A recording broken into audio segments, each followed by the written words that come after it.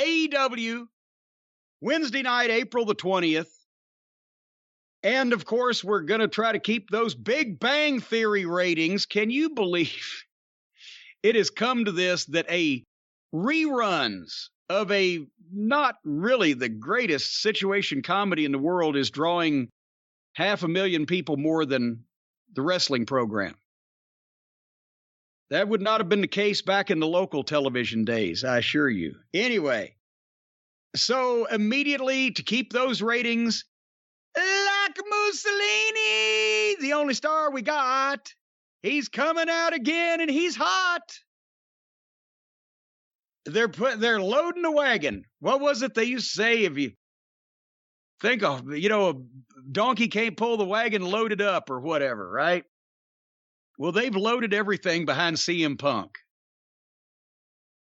And he's the first. It's just like we've got to put him there to try to keep these people, right? But again, I wanted to see this because it's a single match with Dustin Rhodes. And the start of the show, the crowd, the building, Punk's entrance, he's a star. They're playing real music from a recognized artist. This show looks major league when they kick it off. And it Dustin come. Did we say this before, or was I talking about Dustin or somebody else? But now he's in the conversation. Is he the best 53-year-old since Nick Bockwinkel? You said that before, and if he isn't, he's certainly up on that list. Of course, he's not working a full-time schedule, but whenever we see him, it's always impressive. I mean, and here, I can't remember how old Punk is. He's 40-something, right? He's my 40. age, 42, I think. Okay.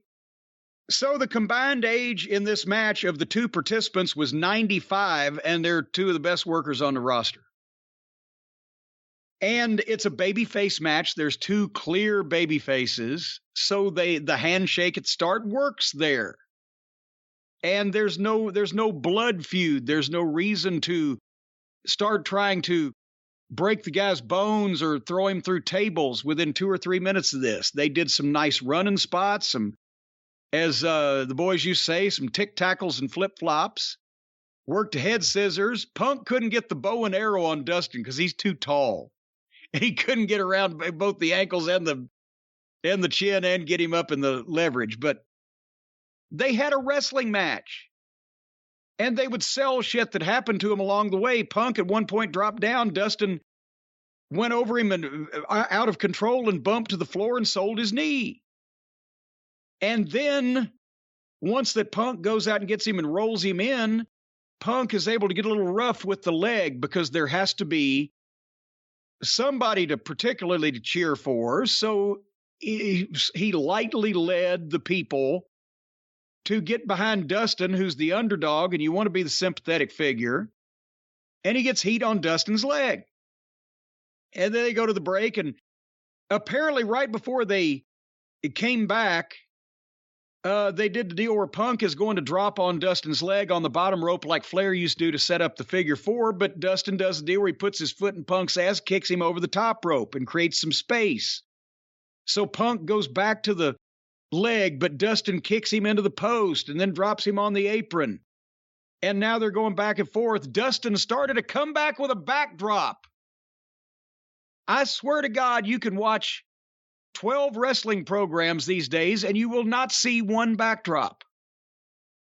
They all want to take every dangerous bump in the world, but nobody wants to take a backdrop. I liked where Dustin gave him the 10 punches in the corner and then jumped down and sold his left knee. So Punk had an opening and he charged, but Dustin hit the code red thing, got a nice 2 count. And then Dustin still, Punk will try to go for his finish. Dustin will come out of it, power slam 2 count. They got to figure four and started slapping each other because that's all you can reach in the figure four. They're slapping each other and then punching each other in the face. Dustin turns him. Punk gets a rope break. And the AEW fans there in the building start chanting, "This is awesome," for a wrestling match. They can tell when people are doing something well. They don't have to be force-fed the fucking gaga. Dustin foiled a springboard and hit a crossroads and a kind of a wonky pile driver for a 2 count. I didn't mind the kick out there because it wasn't a great pile driver. But then Dustin goes into the dusty jabs. Punk hits the roundhouse kick, which missed Dustin's side of his head and tatered him in the back of his head with his heel as he went by, but went for the go to sleep. Dustin slips out. Punk catches his legs and kneels on him. Boom, 1, 2, 3. Clean finish. Nice match. The first 20 minutes of the show looks big time. And they can do hugs and shows of respect now because nothing they did in the match would preclude them from wanting to do that if it was real. It was a contest, but nobody hated the other guy. And then, Punk's leaving, and Adam Page's music plays, and they come out and have a face-to-face stare down, apparently just for that. They go to the break, and then Page leaves, because he's not there when we come back. But again, for the first 20 minutes, recognizable names, experienced professionals, a big crowd, names on the announce team, music, reaction. They look like a big-time deal. And then their content slowly goes down the porcelain throne. Your thoughts? Really enjoyed it. I'm really enjoying everything with Punk right now. I actually was thinking the other day that by and large, may be enjoying his work now than I ever did before. There were matches I liked. There were promos I liked. But I don't know if there's ever been just an entire run, an entire period of time where I've enjoyed so much of it. It's because his matches have that feeling that I want. The contrast between what we're seeing almost everywhere else with everybody else and what he's given us. And Danielson and a couple other people. Yeah, but with Punk specifically, when you see his face during a match and his hair is covered in sweat and he looks like he's grinding and he's really working as hard as he can, it kind of can get you to lose yourself into what professional wrestling is supposed to be. Yeah. Really enjoyed it. My only other comment would be hearing Dustin's promo the other day and, the way his voice, it's a lot more gravelly than it used to be. And seeing Dustin work, is it crazy to think that maybe they could do something with him as a heel so he doesn't have to do as much physically? Because, I don't know, to have him, someone recognized by just about everyone who knows anything as being one of the, like you said, one of the best workers of all time over the age of 50, but he's just a mid-card or lower babyface that appears every now and then and has a really great match and loses. But everyone knows who he is, and he's actually doing great work whenever he's out there. Is there something better that could be done with him? And I don't think it could be as a babyface, quite frankly.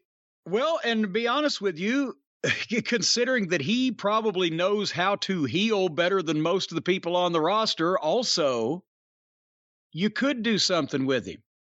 And I don't know whether Tony Khan just thinks, well, I want him to just be the elder statesman and have the good match with guys or whatever, but you could certainly get better television out of a heel-motivated Dustin Rhodes with a grudge against some. Maybe he's got a grudge because of the way the company treated his family on the way out. Something.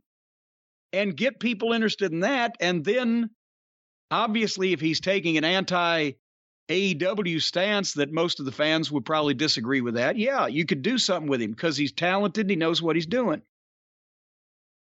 Maybe they just thought, when the start of the thing, he'll be a coach and he'll be this and that. But no, considering what you've got up and down the rest of the roster, don't sleep on Dustin Rhodes.